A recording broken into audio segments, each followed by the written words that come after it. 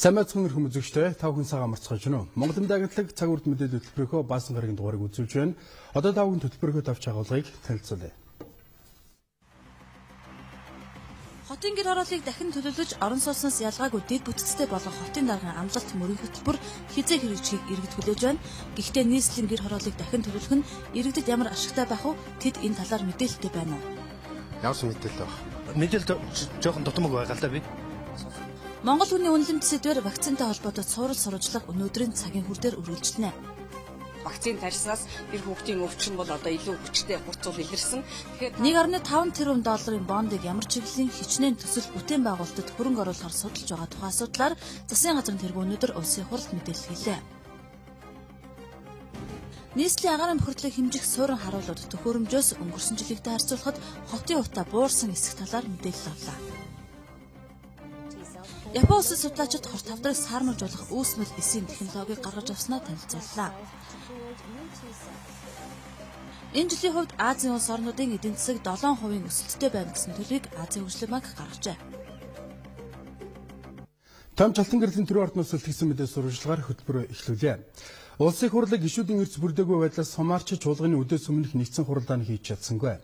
Харин үдээс хойш нэгдсэн хуралдаанаар Монгол Улсын ерхий сайд Алтан хувийн мэдээллийг сонслоо. Чуулганы нэгдсэн хуралдааны эрс бүрдээгүй бас ерхий сайдын мэдээллийг 7 хоногийн өмнө гишүүдэд бичгээр урьдчилан ирүүлэх ёстой байсан. Хэрэв улсын хурал ерхий сайдын мэдээллийг сонсвол хууль зөрчсөн үйлдэл болно гэсэн тайлбарыг улсын хурал дахь Монгол Ардын намын бүлгийн ахлагч Инквалд өглөө. Харин улсын хурлын дарга Инквалдын тайлбарлаж байгаагаар бол энэ удаа ерхий сайдын мэдээллийг сонсох эрх зүй орчин өөр тул хууль зөрчихгүй гэдгийг тодтоглоо. Ерөнхий сайдыг тодорхой сэдвээр мэдээллийг шаардлагагүй гэж үзвэл мэдээллийн цагт энэ хуулийн 48-1 дурдсан сэдвийн хүрээнд гишүүдийн тавьсан асуудал шууд хариулт өгөх эрхлийг зохион байгуулж болно гэж байна. 10 онд өөрчлөлт орсон байна. Зөвхөн нэгдсэн хуралдааны эрчийн тухайд гэвэл Ардын намын гишүүд зохион байгуулалтаагаар өглөөний хуралдаанд орж ирсэн мөртлөө эрдсэнд хамрагдаагүй байсан. Шалтгаанаа бол хэлээгүй. Нэг бол албан ёсоор завсарлага авч хуралдаанаас завсарлага авах ёстой. Өглөө орж ир суучаад эрдсэнд орохгүйгээр нэгдсэн хуралдаан эхлүүлэхгүй байх шалтгаан байгуул тэрийг протокол бичүүлэх үүрэгтэй. Хуулийн 2 заалзагчдж байна. Эрс бүрдсэн бүрдээгүй тухай асуудал тусдаа асуудал. Өнөөдөр бол эрс бүрдээгүй нэгдсэн хуралдаан эхлэегүй. Хоёрт мэдээллийг 7 хоногийн өмнө бичгээр өгсөн байх ёстой. Тэрнтэй уялдуулаад цөөнхийн бүлэг хариу үйлдэлээ бэлдсэн байх ёстой. 7 хоногийн өмнө бичгээр өгөөгүй манайх хариу үйлдэлээ бэлтгэх болцоо гараагүй юм учраас өнөөдөр энэ мэдээллийг сонсох боломжгүй байна гэж үзэж байгаамаа. Манайхаас асуудал тавиагүй нэгдсэн хуралдаан дээр ерөнхий сайдын мэдээллийг тавьсан тавиагүй ерөнхий сайд хийж байгаа мэдээллийн талаарх бичгээр хуулийн заалт би сайн уншлаа. 7 хоногийн өмнө ирүүлсэн байх ёстой. Ийм учраас мэдээллийг сонсох боломжгүй гэж үзэж байна. Ерхий сайд Алтан хувийн хувьд улсын хурлын чуулганы хуралдаанд цаг үеийн зарим асуудлаар мэдээлэл хийгээд байна. Засгийн газрын зүгээс олон улсын зах зээлд бонд арилжаалах замаар бүрдүүлсэн хөрөнгийг юунд зарцуулах уу гэдэг тухайд хологдох бодлогын зөвлөлийн хүрээнд яригадаад байгаа. Тухайн хөрөнгийг төмөр зам, автозам тавих, нефт улсруулах үйлдвэр байгуулах, Эрдэнэс 5 толгой болон Багнуур компанид хөрөнгө оруулалт хийх, Сайн шандын аж үйлдвэрийн парк байгуулах, цахилгаан станц барихаас эхлээд нийт 20 гаруй чиглэлд зарцуулах хувилбар урьдчилсан байдлаар яригдсан байна. Одоо бид нар энийг төсөлний үрээр нь ярьж өртөг үн тэгээ засгийн газар энэ төсөлд ямар хэмжээгээр оролцох юм, хувийн хвшил яаж оролцох юм, бусад одоо мөнгө хөрөнгийг нь хаанаас босгох юм бэ гэдгийг ингээ ярих юм аа. Тэгэхээр энэ бол маш одоо хурдтайгаар энэ бүтээн байгуулалтын ажлууд руу мөнгө гарах нөхцөлийг бид хангаж байна. Гэхдээ бодлогын зөвлөлийн хүрээнд асуудал яригдана гэдэг бол эцсийн шийдвэр биш, засгийн газар шийдвэрээ гаргана. Улсын хурлдч тухайн үед шийдвэрээ танилцуулна гэсэн тайлбарыг ерхий сайд өгöd байна. Харин гишүүн Ганбаатарын хувьд оюу толгойн ордын ашиглалтай холбоотой зарим асуудлаар тайлбар өгөхийг засгийн газраас хүслээ. Энэ баяжуулах үйлдвэртэй холбогдуулаад хэрчим хүчээр буюу цахилгаан худалдаа авах гэрээ тань тодорхой байгаа юу? Хэдэн төгрөгөөр худалдаа авч байгаа вэ? Энэ баяжуулах үйлдвэр одоо миний ойлгож байгаагаар Хятадаас цахилгаан худалдаа авч байгаа гэж байгаа. Энэ тодорхой байгаа бол бидэнд хэлж өгч хайрлаач. Тодорхойгүй бол энэ түлхүүр эргүүлэх эрх нь байгаа мó? Энэ гарч байгаа баяжмлаа одоо бүтээгдэхүүн борлуулах гэрээ гэж хийгдсэн үү? Энэ баяжмлыг зэсийн байна уу, алтын баяжмлыг хэдэн төгрөгөөр ямар нөхцөлтэйгээр хаашаа зарж байгаа вэ? Хэдээр зарж байгаа вэ? За ерөнхий сайдын өгсөн тайлбараар бол оюу толгой ордын анхны хөрөнгө оруулалтын хэмжээг 4.5 тэрбум $, байхаар гэрээгээр тохиролцож байсан. Гэвч тухайн хөрөнгө оруулалт 6.7 тэрбум $, болж нэмэгдсэн. Үүнийг тодтох ёстой гэдэг дээр илүү ачаал хөдлөгж анхаарч байна гэсэн байр суурьтай. Анхны хөрөнгө оруулалтын талаар бол гэрээнд заасан 4.1 гэж заасан байгаа. За тэгээд одооны байдлаар бол 2 орчим тэрбум $-оор анхны хөрөнгө оруулалт нэмэгдсэн. Энэ бол баяжуулах үйлдвэр барьж дуусах хүртэлх зардал нь ийм зардалтай байхаар заасан. Тэгээд энэ гэрээний заалт бол заалтанд бол нийцээгүй явж байгаа. Одоо бол ил тод хөрөнгө оруулагчтай уулзахаар хувийн нээлтийн хурал энэ хийхээр бэлтгэл ажил хангадаад явж байна. За одоогоор оюу толгой компани эрчим хүчээ 1 кВт-ыг нь 160 төгрөгөөр бүгд найрамд Хятад ард улсын талаас авч байгаа. Цаашдаа өмнгийн говийн цахилгаан эрчим хүчний компани байгуулагдаж цахилгаан импортлон гэсэн тайлбарыг засгийн газрын зүгээс өгөөд байна. Ирээдүйдээ хотын төвлөрийн нийтийн эзэмшлийн орон сууц төвлөрч харин гэр хорооллыг баг давхартай тохилог амны орон сууцны хороолол болгоно. Энэ бол өнөөдөр хотын удирдлагуудын хийхээр зорж байгаа хотын дахин төлөвлөлт. Тэгвэл энэ төлөвлөлтийг хийхэд гадны орнууд хамтарч ажиллах саналаа өгч хэлсэн байна. Гэр хорооллын иргэдээс орон сууцны компаниуд газрыг нь худалдаа авч орон сууцжуулна гэсэн хотын өмнөх төлөвлөгөө одоо үндсээрээ өөрчлөгдсөн. Нийслэлийн гэр хорооллыг дахин төлөвлөхөөр 6 бүсэд хуваагаад байна. Сонгон хайрхан, Чингэлтэй, Баянгол, Баян зүрх дүүргийн гэр хорооллыг тохилог амны орон сууцны хотхон болгох ажил энэ онд эхэлнэ. Эхний ээлжинд дид үтэц харьцангуй хөгжсөн газар доор инженерийн шугам татхад ойр 3 хэсэгт дид үтэц татхаар 40 тэрбум төгрөгийг энэ онд төсвөлжээ. Эхний ээлжинд бид нэр зургнууд хийн. Энэ зургнуудыг одоо тендер зарлагдаад явж байгаа. Тэгэхээр нөгөө тэр зургнууд дээр энэ замыг тавихад энэ талуун дулаан энэ янз бүрийн юм шийдэхэд ийм мөнгө орно гэсэн зураг гараад ирэхээр илүү нарийн болоод ирнэ. Зургнуудыг зарлагдаад ингээд шалгараад маш хурдан хугацаанд явах юм. Дахин төлөвлөсөн хэсэгт инженерийн шугам оруулах ажил 4 сарын 15-наас эхэлнэ. Энэ ажил гадны хөрөнгө оруулагчид орох сонирхлоо илэрхийлж байгаа ч ихэвчлэн барилга байшин барих, эдийн засгийн ашиг сонирхол давамгаалж байгааг албаны их сурвалж хэлж байна. Харин энэ дундаас Австралийн уул уурхай хот төлөвлөлтийн зөвлөх компани энэ ажлыг хэрхэн ямар зүй зохистой дарааллаар хийх төлөвлөлт гаргахад оролцох саналаа илэрхийлж байна. Тэдний гаргасан схемээр гэр хорооллыг дахин төлөвлөх ажил хаана явна тодорхой харагдана. Одоо биднээс яг тэр хүртэл нь төлөвлөл хийсэн бол яагааг байна. Одоо л биднээс яг төлөвлөлтийн шатан дээр яваад энэ оройн бол ийм байдлаар ингээд одоо хөгжүүлж болох юм байна гэдгээ төлөвлөлтөө хийгээд одоо иргэдээсээ санал аваад иргэдийн социологийн нийгмийн судалгааг аваад л явж байгаа. Гэр хорооллыг тохилог амны орон сууцны хороол болох ажлыг эхнээс нь нухацтай төлөвлөж чадвал ирээдүйд эрсдэл баг гарна гэж австралчууд үзсэн байна. Тэд Өмнөд Африкт 1995 оноос хойш сүүлийн 17 жил энэ дахин төлөвлөлтийг хийхэд хэрэгжүүлж чадсан. Энэ туршлагыг Монголд нэвтрүүлж болно гэж үзэж байна. Бид нар Өмнөд Африкт хийсэн юм шууд эцгийг аваад ирнэ гэж яриад байгаа юм биш. Дулааны зохицуулалт өөрчлөлт ялгааг бол тэр инженерийн шийдэл байдаг. Инженерийн шийдэл бол тухайн төслийг хамгийн амар шатна гэдэг. Инженерийнхээ зүгээс за энэ 45 градусын бол энд нь тохирсон дулааных нь ямар юу ах вэ? Тэрийг инженери талаас нь шийддэг чинь тэр амархан. Өмнөд Африкт болохоор хамгийн хэцүү байсан юм нь болохоор юу гэхээр иргэдийн оролцоо иргэдтэйгээ зөвшөлтсөг тэдэртэйгээ одоо харилцах байсан ба. Одоо жишээ нь манай юу гэдэг сансарт байгаа хүмүүсийг одоо 3 дугаар оролдоор аваач тавьчих болохгүй нь шүү дээ. Тэгэхээр шал өөр ус төрийн өөр одоо сонирхолтой өөр үндэснүүд болохоор тэрэн дээр маш их зохицуулалт гардаг.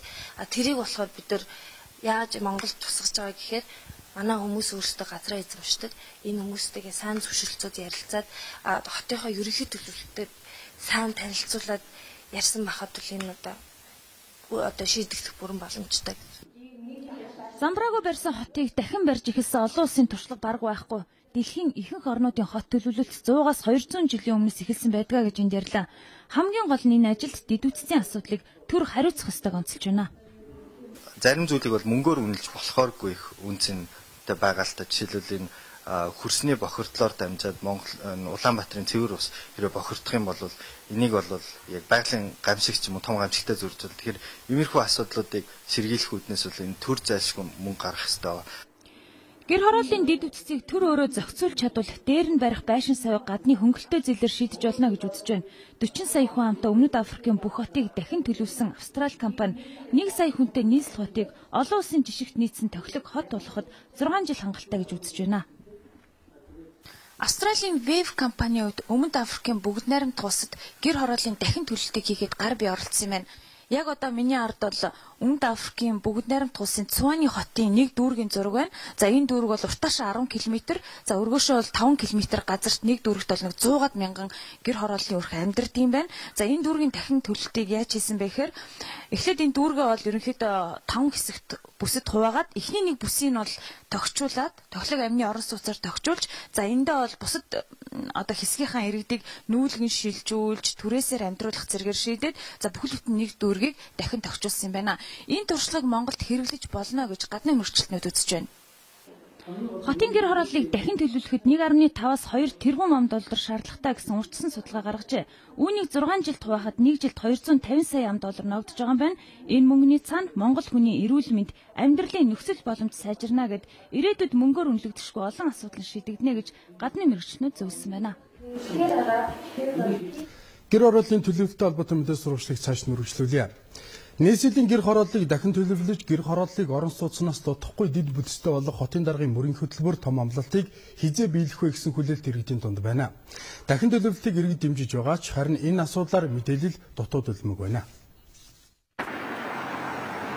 Газрыг одоо эдийн засгад одоо орон сууцчлал гэж яриад байгаа шүү дээ. Мэдээлэлтэй байгаа. Та тэр талаар ямар мэдээлэлтэй байна?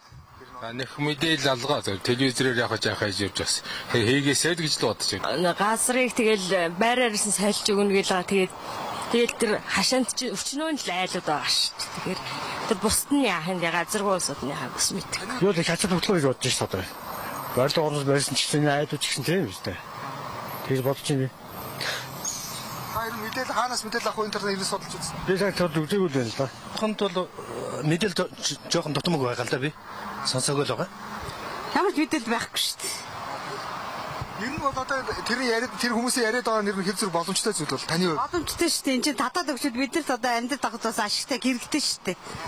Ус саасанд өөрсдөө орчин юм угаа чинь одоо бид нар худаг мудаг явахгүй амар додоо шүү дээ. Яг одоогор тийм мэдээлэлээс хүлээж аваагүй юм да. Тэгсэн ер нь яригдаад байгаа юм байна лээ.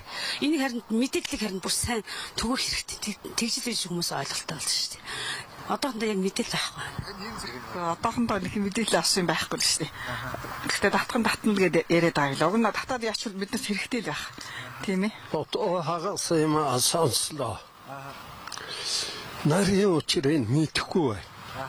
Үнэхээр ингээд халуун хөтөөс өгөөд ингээд гэр хорооллынхныг орон сууцуулах юм бол болж л байна. Нөгөө л одоо энэ хашааных нь газрыг аваад тэгээд орон сууцнд оруулах юм уу? Энэ тодорхой ярьж өгөхгүй байна. Энийг л тодорхой одоо хэлж өгмөр байна. За иргэдийн байр суурь юм байна. За тэгвэл дахин төлөвлөлтөд хамт шийдэх ёстой бас нэг асуудал бол хотын агаарын бохирдол юм. Харин агаарын бохирдлыг бууруулахын тулд эхлээд утаагаа хэмжих багцтай болох ёстой гэж үзээд чамгүй хөрөнгө мөнгө зарцуулж нийслэл хэд хэдэн газар суурин харуулуудыг байрлуулсан. За тэгвэл эдгээр суурин харуул хэмжигдэх хөрөмжүүд ямар мэдээлэл өгч байгааг манаас сурвалжлагч сонирхсан байна. Агаарын чанарын харуулууд ямар мэдээлэл өгөхийг агаарын чанарын мэрэгжлийн алба болон нийслэлийн агаарын чанарын албаныхан өдөр бүр хяналт тавин ажилладаг юм байна. Харьцуулсан судалгаагаар сүүлийн 2 жилд агаарын бохирдол тодорхой хэмжээгээр буурч байгаа гэх мэдээллийг хэллээ. Нүдэнд харагдаж гарт баригдах дөрвтэй өөрчлөлт байхгүй ч гэсэн энэ бол өдөр тутам нарийн хэмжилт хийдэг багажны гаргасан бодит мэдээлэлээ гэж байна. 2011 он хүртэл одоо агаарын бохирдол тийм ээ сүүлийн 10 жилийн судалгаагаар жилээс жилд нэмэгдсэн тийм хандлагатай байсан. 2012 оны одоо 10-аас 12 дугаар сар тийм ээ галлагааны үе хүйтний улирал ихсэнтэй холбоотой энэ үед эдгээр бохирдуулах бодисын агуулмж бол өмнөхөнтэй харьцуулахад 20 орчим хувиар бол аль нь буурсан байгаа. Агаарын бохирдлыг хэмждэг 3 гол үзүүлэлт байдаг байна. Гэр хороолдох нүүрс төлөө төршний улмаас агаарт бохирдол үүсгдэг гол бодис нь хүгэрлэг хий тоосон цор. Харин автомашины гаралтай агаар бохирдуулагч бодисыг азотын давхар эслийн хэмжээгээр хэмждэг. Азотын давхар эсэл 512% өссөн байна. За тэгвэл сүүлийн 2 жилд буурсан үзүүлэлт нь зөвхөн хүгэрлэг хий тоосон цор юм байна. Энэ бол гэр хороолт хэрэгжүүлсэн 100 түүхийн нүүрсний хязгаарлалт, цахилгаан эрчим хүчний хөнгөлөлт зэрэг олон төсөл арга хэмжээний үр дүн гэж агаарын чанарын мэргэжлийн албаныхан үзэж байна. Жишээлбэл сонгон хархан дүүргийн 28 дугаар хороонд өнгөрсөн жилээс цэвэр агаар төслийн гэрийн дулаалга 100 зэргийг хөнгөлөлтөө өнөр худалдаалж эхэлжээ. Тус хорооны иргэн өөдсөн хэлж байгаагаар төслийн 100 авснаар түлшиндээ зарцуулдаг нүүрсний хэмжээ буурсан гэлээ. 3 бордор нүүрс авахд хавар ихтэй л дуусчдаг байхгүй 3 идүүлдэг. Энэ жил одоо нэг итгэж түлэл 2 дахь аваад ирчих. Тэгэл нөгөө хэмдрэлтэй нүүрсээ ус дундуур нь авсалдаг. 2 дахь сая авсан. Тэгэл яхарч нэмэрчсэн нэг бордор нүүрс хэмнэх юм болов уу гэж бодоод байж. Түлэх нүүрс нь багасж гэрэн дулаахан болсноор энэ айлын яндангаас гарах утаа нь багаснаа. Ердөө л ийм зарчмаар утаатай тэмцэх ихний алхмууд мянганы сорилтын сангийн цэвэр агаар төслийн хүрээнд өнгөрсөн 2 жилийн хугацаанд хийгджээ. Үр дүнд нь хотын агаарын бохирдол 20 орчим хувиар буурсныг хэмжих багжнууд харуулж байна.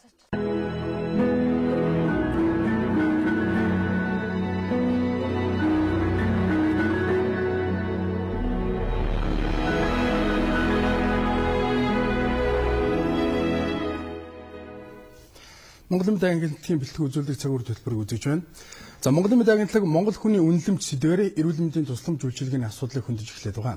За вакцин тарих явцад алдаа гардаг байж болзошгүй тухай эцэг эхчүүд мэдээлж бидний дагуу мэдээллийн дагуу цуврал сурвалжлагуудыг бэлтгэн хүргэж байгаа юм а. Бидний мэдээллийн мөрөөр эрүүл мэндийн яамнаас ажлын хэсэг томилогдож энэ асуудлыг судалсан байна. За тэдний хэлж байгаагаар 15 настай баяр жаргал охин вирусын гаралтай саажилттай байсан нь тогтогджээ.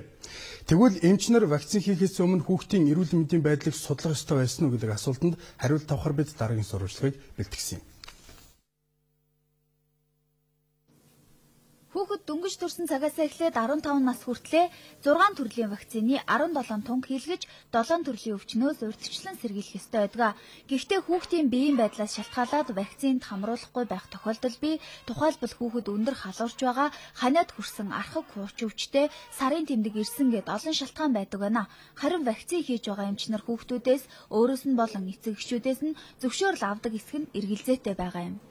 Бид л шууд цагаас шууд вакцин хийжтэй шүү дээ. Анкет бүглүүлэхгүй тэгэл багш нар нэг ийм дөрвөлжин цаас нэрангуудаа тэгэл орнуудыг хэлээл нэрүүдийг хэлээл за очиод өрхийн эмнэлэг дээр нэг давхарт нячиж вакцин хэлгээрэй гэдэг. 2-3 оруулж байгаа авчихсан шүү дээ. Ямар нэгэн зөвшөөрөл ээж авсан ч юм уу чамаас авдаг уу? Гар үзэл авдаг шүү дээ. Тэгэл өөр тийм тодорхой авдаггүй шүү дээ. Шууд чагсааж байгаа л тариаг нь хийчихсэн шүү дээ. Сургуулийн захиргаанд дархлаажуулалтын ажилд оролцох эрх байдаггүй, зөвхөн бүх хүүхдүүдэд хамруулах ёстой гэсэн заавар ирдэг учраас хүүхэд үлдээхгүй байхыг л гол чиглэл болгодог гэж байлаа. Цаанаасаа одоо дархлаажуулалтын вакцин хийх тусгай баг гарч ирдэг. Тэгээд тэр баг бүрэлдэхүүнд л би одоо ингээд сургуулийнхаа бүх хүүхдүүдийн нэрийг ангиар нь ингээд гаргаад бэлтгэсэн байдгийг. Тэгээ энэ дээр бол энэ тайлбар гэдэг байж байгаа. Энэ тайлбартаа болохдоо зэрэг өмнө нь өвчлөсөн хүүхдүүдэд тэмдэглэл оролцохгүй хүүхдүүдэд энэ дээр нь бүртгэж явчихдаг. Гэтэл үзлэг онцлогоо нарийн хийгээгүй эмч нарын буруутай үйл ажиллагаанаас болж 15 настай охины хөл мэдээгүй болсон, гараа ариутгаагүй эмчийн хинэггүй зангийн золиосонд 5 сартай охины гуйнд хавдар үүссэн.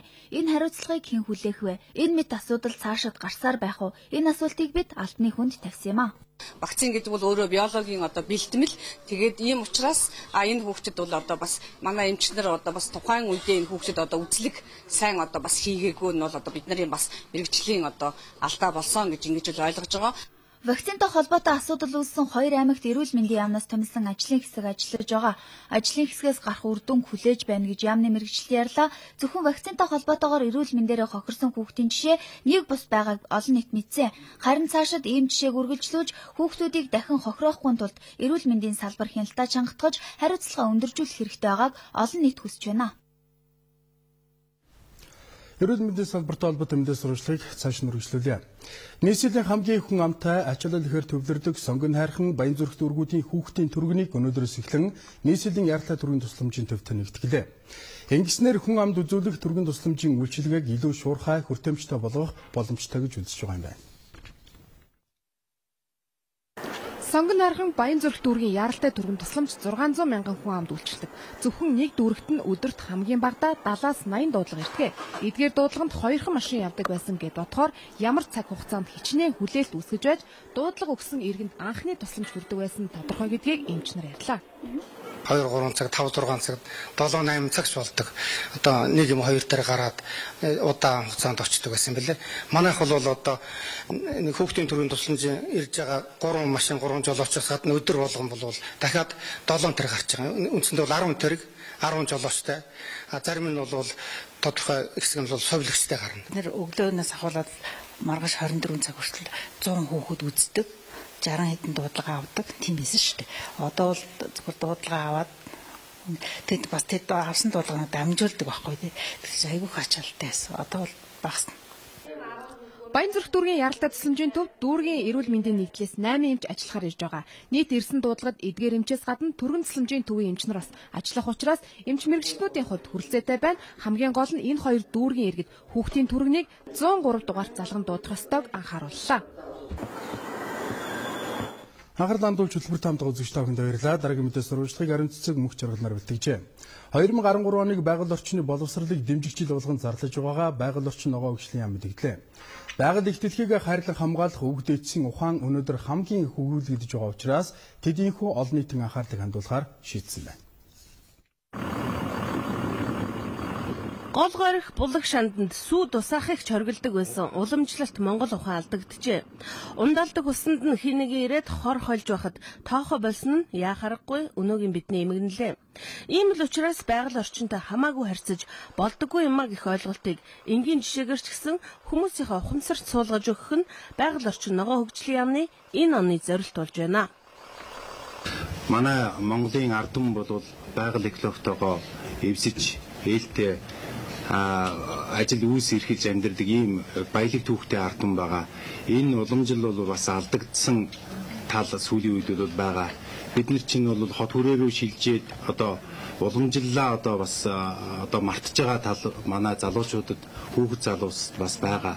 Энэ одоо зүйлсийг бол аль болохоор бид нэр эргэж сэргээх тал руугаа өнөөдөр ямар гайхамшигтай тийм одоо байгальд ээлтэй ийм үйлдвэрлэл эрхэлдэг байсан, ямар ёс заншил үр хүүхдтэй өвлүүлдэг байсан, алийг нь хоригддаг байсан гэдэг энэ юмыг бол бид нэр эргэж сэргээх тал руу бол ажилланаа. Швейцарын хөгжлийн агентлаг Монголын хүүхдүүдэд байгаль орчны боловсрол олгох нь чухал юм а гэдгийг манай эрх баригчдаас урьдчилж харжээ. Тэд бараг 5 жилийн өмнөөс олон улсад туршигдсан эко сургууль гэдэг төслийг Монгол улсын ерөнхий боловсролын 77 сургууль дээр хэрэгжүүлсэн байна. Үр дүнд нь 56 сургууль дээр хүүхдүүдийн сайн дураараа нэгдсэн эко клуб байгуулагджээ. Жишээлбэл Ховд аймгийн Дарив сумын сургуулийн эко клубын сурагчид зуны амралтаараа нэг шууд аргал түүж ирэхийг сургуулийн сурагчидтай уриалж үүний үр дүнд сургуулийн өвлийн түвшин зарцуулагддаг байсан заг модны хэрэглээ багассан байх юм а. Эко клубын хүүхдүүд нь зохион байгуулалтад өөрсдөө санаачлаа тийм ээ. Сүүнгэл сайжруулах юм уу усаа тийм ээ.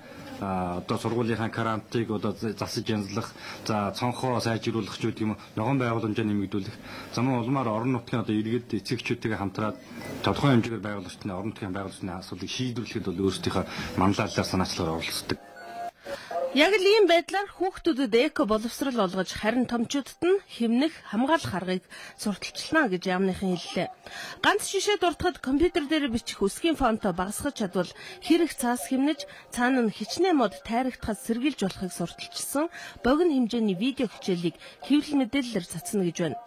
Үүнтэй зэрэгцээд 2 дахь түүхийн эдийг боловсруулах үйлдвэрүүдийг дэмжиж ажиллана гэлээ.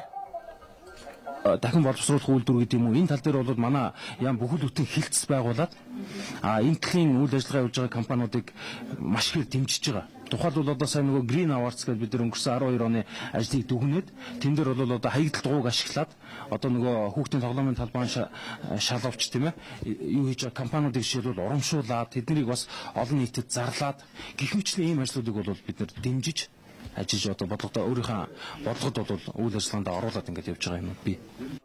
За энэ мэтэр 2013 онд байгаль орчны боловсролыг дээшлүүлж байгаль хамгаалах үйлсэд хүн бүрийн оролцоог нэмэгдүүлнэ гэж тус яамныхан мэдээллээ.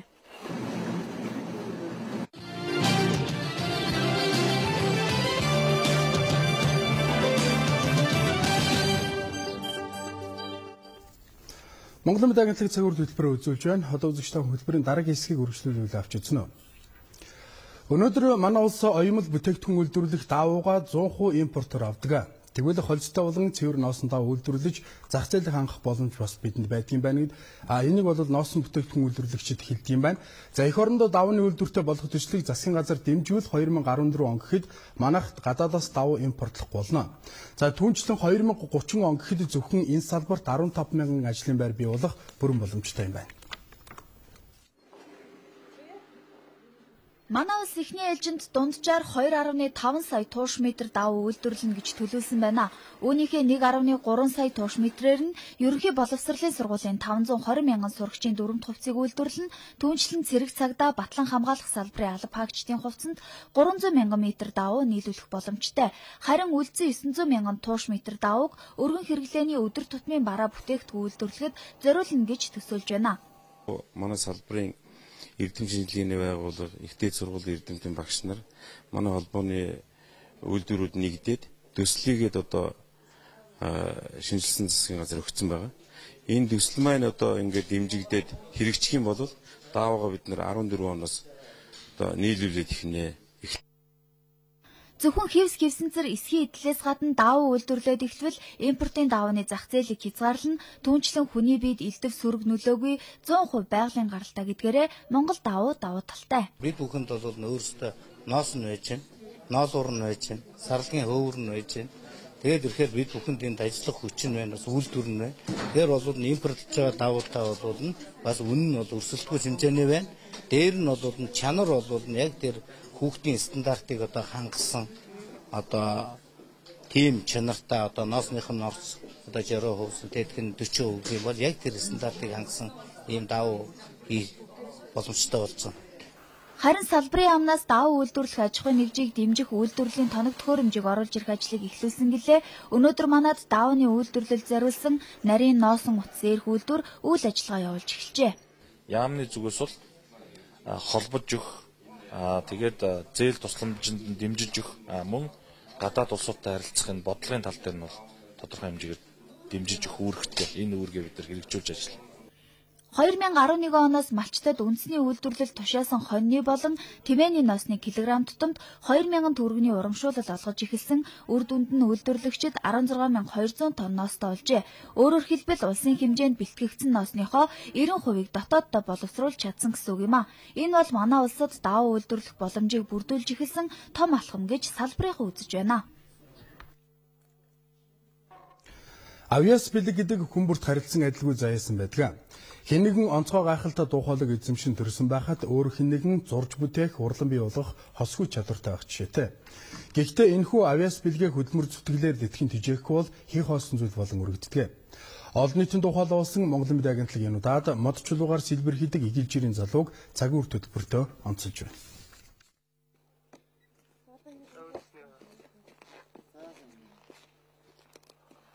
Батнасангийн Сүхбаатар гэхийн залуу бүр багасаа л аавыгаа дуурайн дүрслэх урлаг сэлбэр дуртай болж 3 дугаар ангид байхдаа анхны бүтээлээ хийж байсан байна. Аав нь хэдийгээр эмч хүн байсан ч сонирхлоороо сэлбэр хийдэг байжээ. Сүхбаатар багада баруун бүсийн уралдаан төрүүлэн хотод суралцах урилга аваад 2004 оноос дүрслэх урлагийн дээд сургуулийн сэлбэрийн ангид суралцсан төгссөн байна. Сайн багшийн гарын шав болж морин хуурыг бигдаан урлах болжээ. Түүний урланд 81 нөхдөд сүүн цацал, Монгол гэрийн сэлбэр, Бурхны гүнгэрваа, хөөрг гээд дархны нарийн уруухан шингэсэн бүтээл олон байлаа. Гэдэг ингээд жижиг өрөөндөө гэрлээ асаацсан юм гээ сууждаг. Тэгэл яваад ахаар чулуугаар гой дүрснүүд хийцэн. Бүр айгүй урамтай. Тэгээ би бүр баримлын шавраар хүртэл барьж үзээл. Тэгэл чад яднууд хин оролдож үзээл. Тэгэл ерөнхийдөө сонирхолтой болж гисэн л дээ. Хөөрөг бол Монгол үндэсний соёл урлаг, зан заншил, үнэт өв болсон энэ зүйлийг би өөрөө урлах дуртай. Тэгээд морин хуур байна. Морин хуур бол бас айлын жавар үргээдэг. Бас хүний хамгийн дээд бахархдаг зүйлүүдийн нэг юм л да. Тэгээд эднийг би өөрийнхөө чадлаар ингэж урлахыг хичээд юм аа. 2004 онд дурлсан 2 дугаар Элизабет хатны ширээний хуулбар нь тухайн үедээ түүний хамгийн үнэтэй бүтээл нь байсан гэлээ. Харин 2005 онд түүний найзуудтайгаа хамтран хийсэн бүтээл болох Угалзан цагаан өргөө нэртэй 5 хантай гэр нь оны шилдэг бүтээл болж байжээ. Цаг хугацаанд тулчаад ингээд шүн нойргоо суугаад ах үед л хэцүү байдаг л байх л да. Яг ажиллаа хийгээд дууссныхаа дараа яг нар мандж байгаа үед морин хуураа ингээд хөглөөд уцыг нь чангалаад сууж явах ч юм уу. Хөөгээ дууссан хөөргөндөө дотор нь тамхи хийгээд ингээд сууж яхад хүнд нөхөд бэлэн болгоо сууж яхад л сайхан да. Уран дархан сэлбэрчний ажил гэдэг маш их цаг нар төсвөр төвчээр нарийн ухаан шаардсан ажил боловч бүтээлүүдэд арилжахын тулд биш уран бүтээлийн чанартай хийх дуртай гэдгээ тэрээр хэлж байлаа. Монголын үндэсний олон нийтийн телевизийг гар утснаас үзэх боломжтой боллоо. Оныхны өдрөөс нэвтрүүлсэн энэ үйлчилгээг Android үйлдвэрлэлийн систем болон BlackBerry, iPhone маркийн гар утастай Улаанбаатар хотын иргэд ямар нэгэн төлбөрөг хүлээн авах боломжтой болсон байна.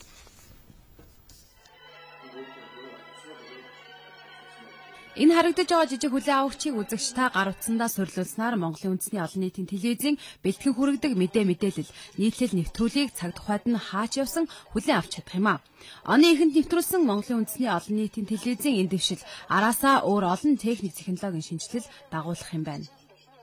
Монголын үндэсний олон нийтийн телевиз маань тоон технологи шилдэг бэлтгэлээ хангаад эхэлсэн байгаа. Одоо шинэ тоон технологийн студ мөн HD болох тийм бэлтгэл ажлаар хангаад явж байна. Манай одоо тоон технологи шилдэг ажлууд эхэлсэн.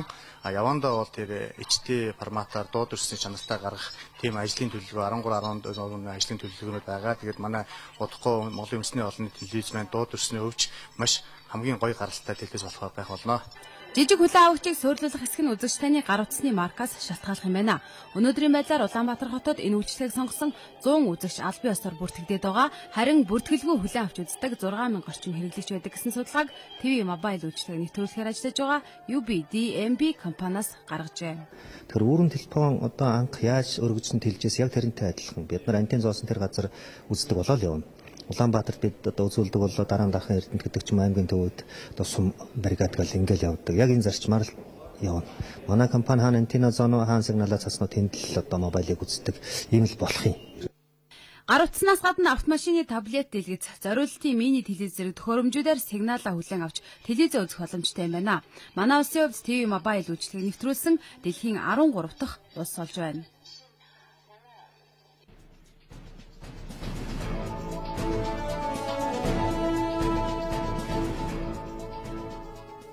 Энэ үйл олон жилийн дунджаас хүйтэн үйл болж байгаа. Өнөөдрийн байдлаар манай орны 12 аймгийн 52 суманд өвлжилт хүндрээд байна. Тиймээс ноос ноолорын бүтээгдэхүүн үйлдвэрлэгчдийн холбооноос өвлжилт хүндэрсэн аймаг сумдын малчдад тусламж үзүүлэхээр болжээ. Өвлжилт хүндэрсэн аймагуудад цасны зузаан тал газраа 30-аас 60 см, уулархаг болон хунгарсан газраа 60-аас 120 см байна.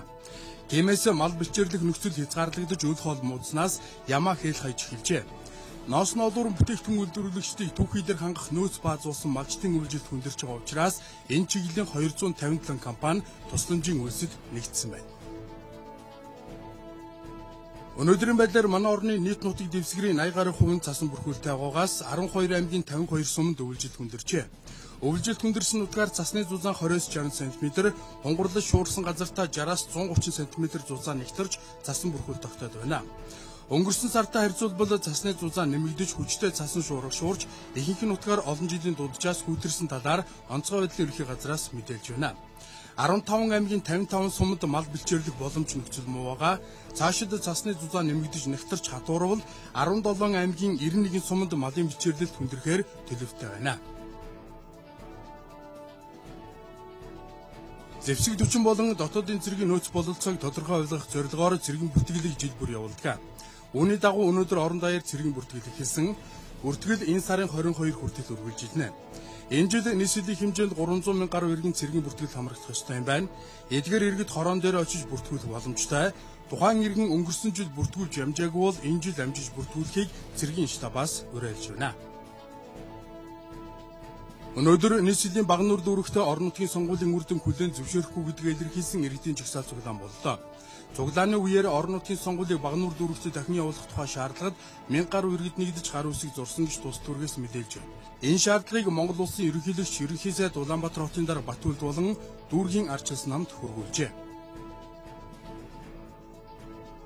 Монгол төрийн томоохон зүтгэлтэн Ахмад дипломатч Дэлгэр Жунайн Балжинэмийн мэдэлсний 100 жилийн ой тохиож байна.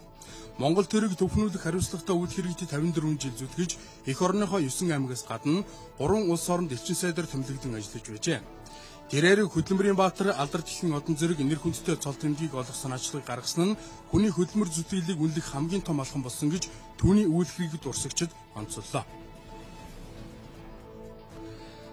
Шинэ жилийн баяраар иргэдийн ажил амралтын өдрийг зохицуулах зорилгоор өнгөрөх даваа гарагт буюу 2012 оны 12 дугаар сарын 31-ний ажлын өдрийг маргаашийн амралтын өдөрт шилжүүлсэн билээ. Тодорхойлбол 1-р сарын 5-ны бэм гараг ажлын өдөр байх юм. Үүнтэй холбоотойгоор нийтийн тээврийн үйлчилгээ ажлын өдрийн хуваарийн дагуу иргэдэд үйлчилнэ. Өөрөөр хэлбэл нийтийн тээврийн үйлчилгээний 100 гаруй чиглэлд нийтдээ 1150 тээврийн хэрэгсэл маргааш өглөөний 6 цаг 45 минутаас оройн 22 цаг 30 минут хүртэл иргэдэд үйлчилнэ. Бид үзэгч та бүхэнд эх орны дотоодод өрнөсөн зарим үйл явдлын мэдээ сурвалжлыг үзүүллээ. Одоо орчуулагч редактор Цэрэнжон бэлтгэсэн дэлхийн мэдээг танилцуулъя. Дэлхийн эрүүл мэндийн салбарт харанга дэлтэх болсон хорт хавдар өвчний явцыг саармагжуулах, нэгэнт хорт хавдраар өвчлсөн иргэдийн амьнасыг хамгаалах асуудал олон жилийн туршид анхаарлын төвд орчсоор ирсэн лээ. Тэгвэл Японы улсын судлаачид хорт хавдар өвчнийг саармагжуулах цусны цагаан эсийг идэвхжүүлэх хэмээн нэрлэгдсэн үүсмэл эцсийн технологиг гарган авсан байна. Японы Токиогийн ангаах ухааны эрдэмтэн Хиромицу Накаучигээр ахлуулсан эрдэмтэд T лимфоцитыг iPCL буюу энгийн эсээс үүсмэл эс гарган авах дахин програмчлах судалгааг хийсэн байна. Энэ судалгааны үр дүнд биеийн аль ч эдэсэд биедан хөгжих чадвартай химэл эсийг гарган авах технологиг боловсруулсан байна. За тэдгээр эрдэмтэд энэ судалгаанд хүний дархлал хомсдлын вирусээр халдварлагдсан иргэний цусны цагаан эсийг олж туршилт хийсэн юм. T лимфоцит нь хүний дархлааны системд гол үүрэг гүйцэтгэдэг байна. 10 хоногийн туршид энгийн эсээс үүсмэл эсийг гарган авах ажиллагааг хийсний дараагаар тухайн үндснээс нь хүний дархлал хомсдлын вирусын эсийг хадгалж байгаа эсхийг нь судалсан байна. Энэ судалгаагаар тухайн өвчний вирусыг шин үүсмэл эс нь гадны биетээр хүлээн авч байгаа нь тодорхойлогдсон учраас хүний дархлал хомсдлын вирус болон хорт хавдар өвчнийг саармагжуулахад ашиглаж болох юм гэсэн дүгнэлтэнд хүргээд байна. Шинээр үүссэн T лимфоцитын эс нь энгийн эсээс амьдрах чадвараараа хэд дахин илүү төдийгүй богино хугацаанд 10-аас 100 дахин үржих чадвартай юм байна. За энэ судалгааныхаа ажлыг тэдгээр эрдэмтэд улам наривчилж хүний биед нэвтрүүлэх ажиллагаа хийхээр мөн төлөвлөд байгаа юм байна. Үүнээс өмнө хүн буюу 5 гарагт тусалсан шинжилгээ ухааны судалгааны Рентген институтын эрдэмтэн судлаачид үүсмэл эсийг ашиглан нүдний өвчлөлт өртсөн иргэдийг илаашруулах улмаар арьсны хорт хавдар, Паркинсон, Альцгеймер зэрэг тархины саажилт өвчнөд өртсөн иргэдийг ангаах судалгааг хийх болсон гэдгээ мэдэгдэж байсан юм а. Америкийн нэгдсэн улсын Конгрессийн танхимын пүрэв гарагийн буюу 113 дахь удаагийн хуралдаанаар хэд хэдэн шинэ гишүүд хангаргаа өргөснөөр одоогийн төрийн тэргүүн Барак Обамагийн арчилсан намынхан хууль тогтоох дэд байгууллагын 2 танхимд илүү жин татах боломжтой боллоо. Харин төлөөлөгчдийн танхимын дийлэнх олон суудлыг эзэлсэн бүгд найрамдах намын улс төрч Джон Бойнер уг танхимын дараагаар улиран сонгогдсон нь хууль тогтоох дэд шатны хүчний тэнцвэрийг хадгалах гол нөхцөл нь болсон байна. 112 дахь удаагийн Конгрессийн танхимын хуралдаанаар татварыг 500 тэрбум $10 нэмэгдүүлэхээс сэргийлсэн хуулийг баталгаажуулсан. Гэхдээ үүний цаана энэ оны төсөв за тэр дундаа гадаад зээлийн тухай асуудал нэлээд анхаарал татаж байгааг ажиглагчид мэдээлж байна. Олон улсын валютын сангаас Америкийн нэгдсэн улсын хууль тогтоох байгууллагаас гаргасан шийдвэрийг сайхан хүлээн авсны дээр ирээдүйн санхүүжилт болон богино хугацааны эдийн засгийн өсөлт түүнд үзүүлэх нөлөөллийн талаар тодорхой бодлого боловсруулахыг анхааруулж байгаа. За эдийн засгийн энэ нөхцөл байдлын үед хууль тогтоох дэд байгууллагын хүчний тэнцвэрийн тухай асуудалж олон нийтийн анхаарлыг татсан сэдв болоод байсан. Одоогийн байдлаар Америкийн нэгдсэн улсын Сенатын танхимын дийлэх олон судлыг ардчилсан намынхан эзэлж байгаа бол доод танхим болох төлөөлөгчдийн танхимыг бүгд найрамдагчид эзэлж байна. Энэ нь Сенатын танхимаас гаргасан альва нэг хуулийн төсөлд доод танхим хориг тавих, хяналт тавих боломжтой гэсэн үг юм а. Томоохон ажлын сан томоохон өөрчлөлт оршиж байдаг үлээ. Манай засгийн газар гадаад өрийн хэмжээгээ нэмэгдүүлээд байгаа. Эдийн засгийн хүрээнд ажлын байрч хангалттай бус хэмжээнд байна. Эдгээр асуудал нь өөр хоорондоо уялдаа холбоотой 16 тэрбум $10 өр өснө гэдэг нь аж ахуй нэгжүүдийн хөлөг онгоц живэх хүчин судлах нөхцөлийг бүрдүүлж байгаа хэрэглээ. Америкийн мөрөөдөл аюулд учраад байгаа учраас өрийн хэмжээг бууруулах 113 дахь хуралдаанаар асуудлыг шийдвэрлэх санал сэрэх цаг болсон гэж дүгнэж байна. Одоо Америкийн нэгдсэн улсын хууль тогтоох дэд байгууллагын хувьд ойрын 2 сарын хугацаанд 109 тэрбум $10 зардлыг автоматар бууруулах тухай асуудлаар тодорхой гарц олох 2 сарын хугацаа үлдэж байгаа. Нэгэнт тус улсын зээлжих чадамжинд буурсан учраас энэ хооронд улс төрийн нам хүчнүүд яриа хэлцээг эрчимжүүлж үзэл бодлын ялгаа талаар арилгах шаардлагатай болж байгааг 113 дахь удаагийн хуралдаанд оролцогчид онцолж байсан юм а.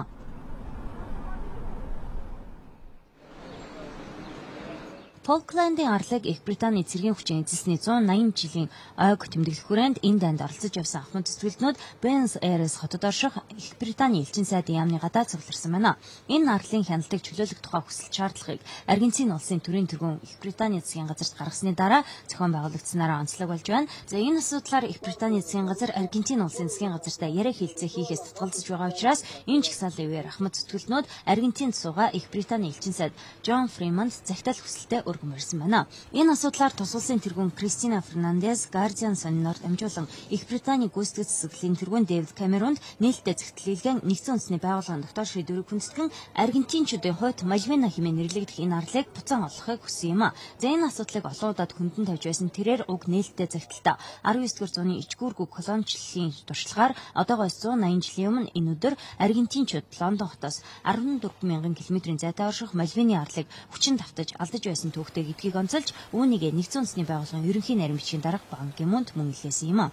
Өмнөд Атлантын энэ аралд Их Британийхан хяналтаа тогтоож 1833 онд Тэнгисийн цэргийн хүчний нэгтгэлийг байршуулах болсон түүхтэй юм. За харин энэ талаар Их Британий ерөнхий сайд Дэвид Камерун Фолклендийн арлын ирээдүйг тэнд амьдарч байгаа иргэд өөрсдөө шийдэх ёстой гэсэн мэдээллийг хийж энэ жилдээ багтаан бүх нийтийн санал асуулга явуулах саналыг гаргаад байна. Аргентин улсын иргэд энэ арлыг түүхийн талаас ч тэр газар нутгийн байршлын талаас ч тэр тус улсын нутаг дэвсгэр хэмээн үзэж төрийн тэргүүнийхээ байр суурийг дэмжиж байгаагаа энэхүү олон улсын санаарт хүргэж байгаа юм а.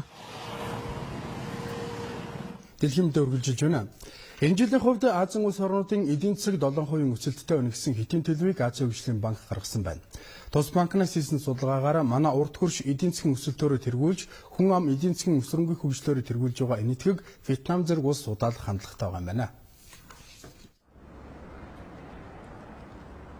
Азийн хөгжлийн банкнаас хийсэн 2013 оны эдийн засгийн өсөлтийн төлөв байдалд хятад улсын санхүү эдийн засгийн шинжилтийн хөтөлбөр зөнгөлөх байр суурийг эзэлж үүнийхээ нөлөөгөөр эдийн засгийн өсөлт нь нэлээд нэмэгдэх хандлага ажиглаж байна.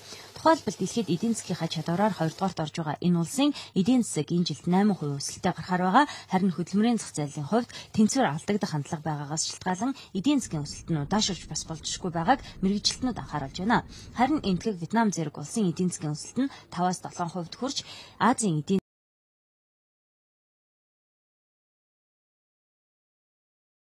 засагт жигчлээс эхлэн бүгд найрамдах хятад ард улсын засаг захиргаа туршилтаар татварын шинжилтийн ажиллагаагаа өргөжүүлж ажиллахаар болж байна. За энэ хүрээнд аж ахуйн нэгжийн татвар, нэмэн үргэлжлэлийн албан татвар, аж үйлдвэр болон тээврийн үйлчилгээний татварыг нэмэгдүүлэхээр болж байгаа юм. Татварын орлогыг нэмэн үргэлжлэлийн албан татвар шилжүүлэх чиглэлээр холбоо харилцаа аж үйлдвэрийн газрууд төмөр зам, тээвэр, барилгын зэрэг салбарын үйл ажиллагаанд хөрөнгө оруулалтын зардал тусгахаар болсон тухай сангийн яамнаас мэдээлж байна.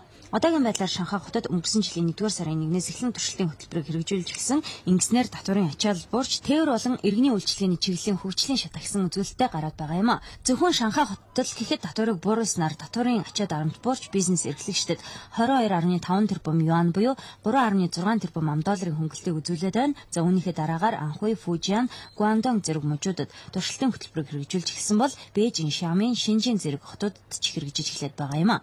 Харин Бээжин хотод энэ хөтөлбөрийг хэрэгжүүлж эхэлснээс хойш 2 сарын дараагаар л гэхэд 2.5 тэрбум юан буюу 400 сая $. Хөнгөлтийг аж ахуйн нэгжүүд хүлээн авсан байна. За энэ туршилтын хөтөлбөрийн хүрээгт хэлснээр тусалсан хэмжээнд үйл ажиллагаа явуулж байгаа 900 мянга гаруй аж ахуйн нэгжүүд хамрагдаж эдийн засгийн эргэлтийн хурццыг сайжруулахад хувь нэмэр болж байгааг тус улсын сангийн яам онцлон дүгнэж байна. Америкийн нэгдсэн улсын холбооны нөөцийн сан мөнгөний бодлогыг зөөлөх тухай асуудлаар нэгдсэн саналд хүрч чадаагүй учраас дэлхийн олон нийт тус улсын эдийн засгийн өсөлт энэ жил улам бүр сулрах хандлагатай боллоо гэсэн дүгнэлтийг хийгээд байна. Хэдийгээр энэ 7 хоногийн ихэр тус улсын хууль тогтоох дээд байгууллагын 2 танхим нийгмийн дундаж ангийнхны татварыг нэмэгдүүлэхгүй, өндөр орлоготой иргэдийн татварыг нэмэгдүүлэх замаар эдийн засгаа уналтанд орохоос сэргийлэх алхам хийж чадсан ч мөнгөний бодлого нь инфляцийг хөөргөдөх нөхцөл байдал үүсч мэдхээр байгааг мэрэгжилтнүүд онцолж байгаа юм а. Өнгөрсөн 12 дугаар сард болсон эдийн засгийн бодлогыг тодорхойлох хуралдааны тухай мэдээллийг Пүрэв гарагт Америкийн нэгдсэн улсын холбооны нөөцийн сангаас олон нийтэд мэдээлсэн. За уг уулзалтаар бодлого тодорхойлогчид Сарбур Америкийн нэгдсэн улсын эдийн засагт 85 тэрбум $. Хөрөнгө оруулалт хийх, за тухайлбал урт хугацааны бондыг худалдан авах зэрэг асуудлыг тусгаар санал нийцсэн юм а. Гэхдээ ийм их хэмжээний бэлэн мөнгийг зах зээлд гаргах нь инфляцийг хөөргөх гол хөшүүрэг болох учраас ажиглагчид үүнийг нь эдийн засгийн өсөлтийг уналтанд оруулна гэсэн дүгнэлтийг хийх болоод байгаа. За үүний зэрэгцээ зарим бодлого тодорхойлогчид энэ үйл ажиллагааг энэ оны сүүл үе хүртэл хэрэгжүүлэх шаардлагатай гэж үзэж байгаа бол дийлэнх нь үүнээс богино хугацаанд хэрэгжүүлэх ёстой гэсэн байр сууриас уг асуудалд хандаж байна. Америкийн нэгдсэн улсын холбооны худалдааны зөвлөл интернет хайлтын Google аж ахуйн нэгжийн эсрэг гаргасан шудраг өрсөлдөөний тухай хуулийг зөрчсөн гэх гомдол нэхэмжлэн эд мөрийн баримттай хангалтгүй хэмээн үздсэн байна. Ингэснээр сүүлийн 19 сарын туршид Google-ийн бизнесийн туршлага хийгээд үйл ажиллагаанд тавигдж байсан саад бэрхшээл арилж мөрдөн байцаалд эцэлж байгаа юм. Google аж ахуйн нэгж нь өөрийн өрсөлдөгч гар утасны аж ахуйн нэгжүүдтэй тодорхой нөхцлөөр хайлтын системийн лицензээр нийлүүлдэг болох нь шудраг өрсөлдөөний мөрдөн байцаалдаар тогтоогдсон байна. Тухайлбал Google-ийн Android үйлдвэрлэлийн системийг альж технологийн гар утас, тухайлбал Apple-ийн iPhone, BlackBerry зэрэг Windows-ийн орчинд ажиллах боломжтой бүхэл төрлийн гар утсанд ашиглаж болох юм а. Одоо үзэгч та бүхэн ус цагуурын хүрээлэнгээс төрүүлсэн ойрын өдрүүдийн цаг агаар мөрчилсөн мэдээг хүлээн авч үзсэн үү?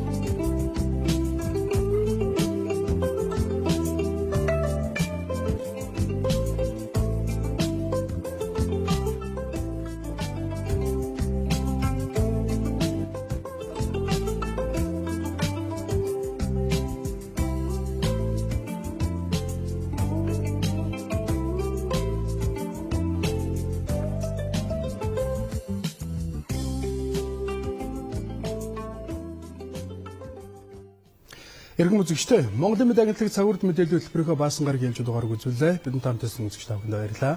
За хөтөлбөрийнхөө төсвөл та бүхэн дахин сануулхад маргааш албан ёсоор ажлын өдөр гэдгийг хэлье. Анхаарал хандсан баярлалаа баяртай.